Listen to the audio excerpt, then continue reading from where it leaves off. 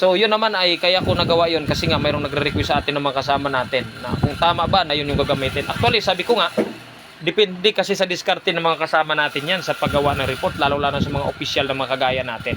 At hindi lang yun, no? Hindi lang naman talaga. Halos lahat ngayon gumagamit ng ChatGPT. Pero mas maganda pa rin yung pinag-iisipan o pinaghihirapan mo yung mga reports na gagawin mo. So yun nga, yun kaninang nagiging topic natin. And pangalawa ngayon na pag-uusapan natin mga idol is patungkol naman doon, no, sa kung si DC ba, si DC may karapatang magtanggal ng mga kanyang mga kasamahan or magtanggal ng mga tauhan niya sa trabaho. Okay, ito din po yung mga lagi kong sinasabi doon sa mga kasama ko sa security.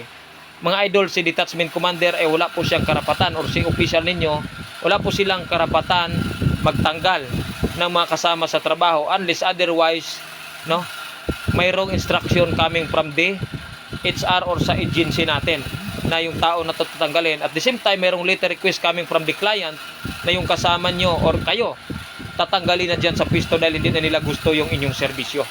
Ganun pa man, wala po sa posisyon si DC para ipatanggal kayo o tatanggalin kayo.